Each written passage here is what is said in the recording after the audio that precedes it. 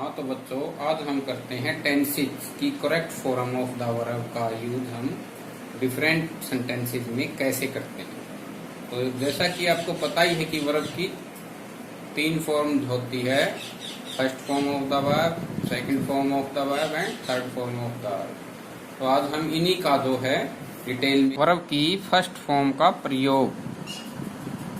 सबसे पहला रूल है इसका, डू डज डिड के बाद, यानी जब भी हमें डू डज डिड के बाद कोई भी वर्ब भरनी है तो हम वर्ब की फर्स्ट फॉर्म का प्रयोग करते हैं। जैसे he does not tell a lie, I do not tell a lie, did he write a letter.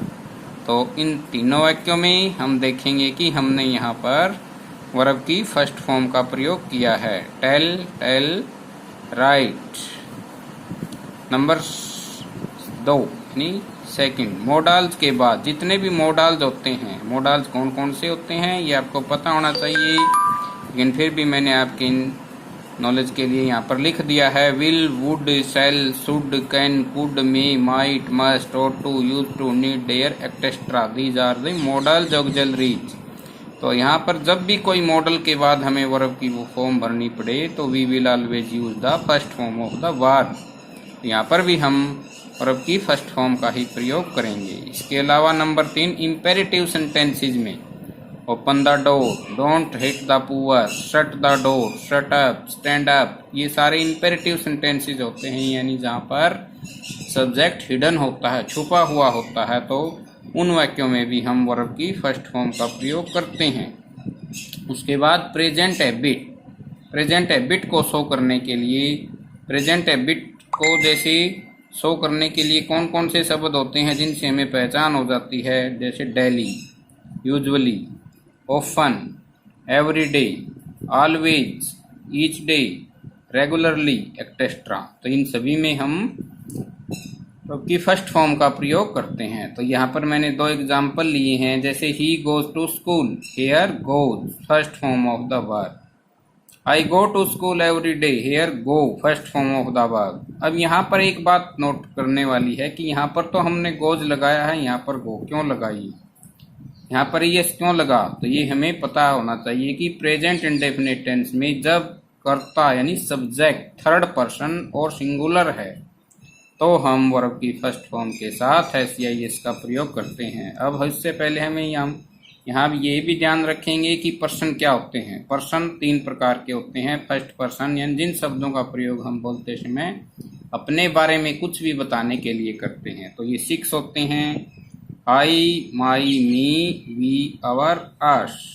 और सेकंड पर्सन, जो व्यक्ति हमारे सामने हैं उसके बारे में हम second person you, your, you, you से शुरू होने वाला कोई भी वर्ड वह सेकंड पर्सन होता है, और इसके अलावा जो भी बच जाता है वो सारा third person, he, she, it, they, there, them, etcetera, sun, earth, या कोई भी नाउन, चेयर, शूज, सारे थर्ड पर्सन होते हैं। तो जब करता थर्ड पर्सन और एक वचन हो, यहाँ पर हम ही क्यों लगाया है, ही के साथ ऐसे ये क्यों लगाया, क्योंकि ही थर्ड पर्सन है और सिंगुलर है।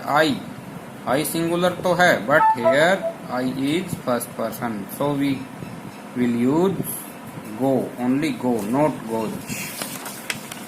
इसके बाद हम लेते हैं वर्ब की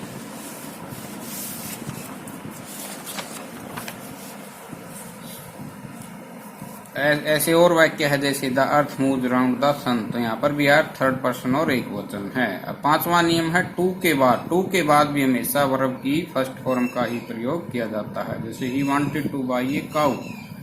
तो ये थे हमारे फर्स्ट पर्सन के प्रयोग। अब हम लेते हैं second form of the verb. Second form का सीधा सा रूल यही है कि पास्ट इवेंट या कोई स्टोरी को हम शो करने के लिए वर्ब की सेकंड फॉर्म का प्रयोग करेंगे।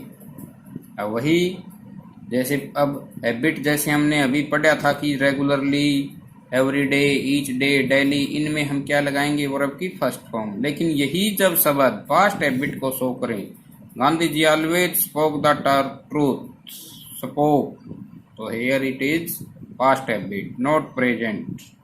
Ashoka was a great king, was. ऐसे और वाक्य भी हो सकते हैं, Gandhi ji spun on the charkha daily. उसके बाद third form of the verb, third form. इसके अलावा सेकंड फॉर्म में हम ये भी इंडिकेट कर सकते हैं कि जहां पर हमें last, yesterday, ago, long ago, as soon as, तो ये इनके बाद भी हम वर्ब की सेकंड फॉर्म का अर्थात पास्ट इंडेफिनिट टेंस का प्रयोग करेंगे। जैसे yesterday I was absent, he met me last year. उसके बाद third form of the verb, तो has, have, had, shall, have, यानी कहने का मतलब है परफेक्ट टेंस, चाहे वो प्रेजेंट परफेक्ट हो, चाहे पास्ट परफेक्ट, चाहे फ्यूचर परफेक्ट, तो उसमें हम वर्ब की थर्ड फॉर्म का प्रयोग करते हैं। जैसे he had told A lie.